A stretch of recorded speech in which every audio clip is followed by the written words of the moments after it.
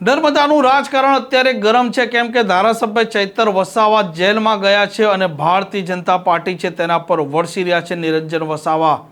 વૈષ્ણવજન તો તેને કહીએ જે પીડ પરાઈ જાનાને રે।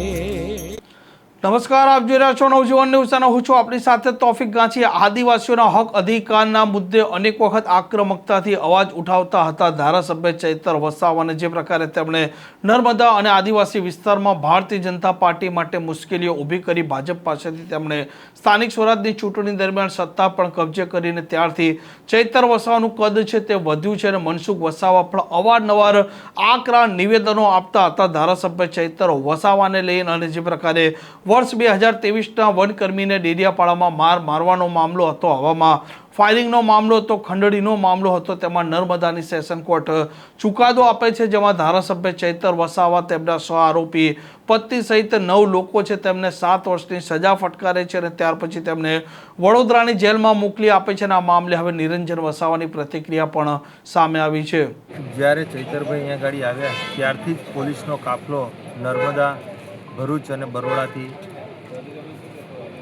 અગાઉથી જ મંગાવી લેવામાં આવ્યો હતો અને સાથે સાથે ચૈતરભાઈની સાથે જે 9 લોકો છે એક વ્યક્તિ પર 95,000 થી 96,000 રૂપિયાનો દંડ કરવામાં આવ્યો છે અને ટોટલ 9,46,000 રૂપિયાનો આજે દંડ કર્યો છે।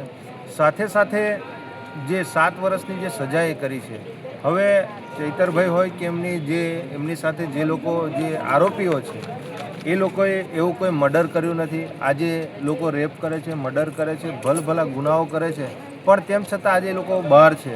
ત્યારે આજે એક ધારાસભ્ય થઈ અને એમની પર આ ખોટી એફઆઈઆરો કરી આજે એમને આ ફસાવી અને આ ટાર્ગેટ કરવામાં આવી રહ્યો છે। ગુજરાતમાં 34 જિલ્લાઓ છે, તેમાં નર્મદા જિલ્લા પંચાયત પ્રથમવાર આમ આદમી પાર્ટીએ બનાવી છે, તો ભારતીય જનતા પાર્ટીના પેટમાં તેલ રેડાઈ રહ્યું છે। એને ધ્યાને રાખી ચૈતરભાઈ વસાવા અને એમના પરિવારને આ ખોટી રીતે ટાર્ગેટ કરી એમની પર આ 7 વર્ષની જે સજાએ કરવામાં આવી છે। પણ તેમ છતાં અમે આવનારા દિવસોમાં હાઈકોર્ટના દરવાજા ખટખટાવીશું। અમને ન્યાયપાલિકા પર પૂરેપૂરો ભરોસો છે। આવનારા દિવસોમાં ચૈતરભાઈ નિર્દોષ છે અને એમની સાથેના તમામ લોકો નિર્દોષ છે, કેમ કે કોઈ પણ જાતના એવિડન્સ પુરાવા મળ્યા નથી।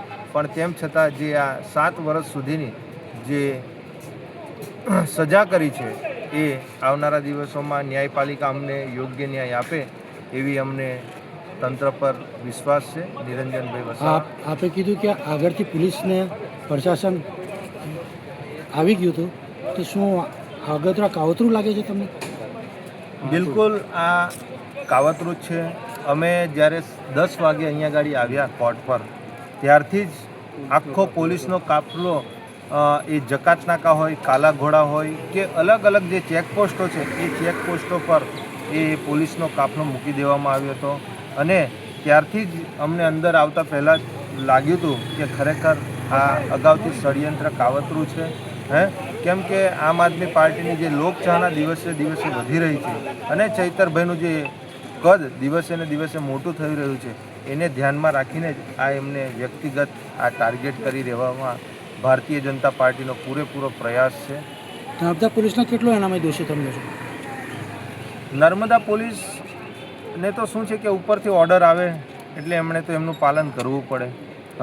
નર્મદા પોલીસ પણ એ તો એમની જવાબદારી નિભાવતા હોય છે, કોર્ટ પણ એમની જવાબદારી નિભાવતા હોય છે, પણ ઉપરના જે આકાઓ જે ઉપર બેઠા છે, જે જવાબદાર નેતાઓ, જે પ્રતિનિધિઓ બેઠા છે, આ એમને ક્યાંક ને ક્યાંક નર્મદા જિલ્લા અને પૂરા ટ્રાઇબલ વિસ્તારમાં જે આ દિવસે ને દિવસે ચૈતરભાઈનું કદ વધી રહ્યું છે, આ એના માટે જ આ ક્યાંક ને ક્યાંક આ મોટું ષડયંત્ર જે આજે રચ્યું છે એ સ્પષ્ટપણે દેખાઈ રહ્યું છે।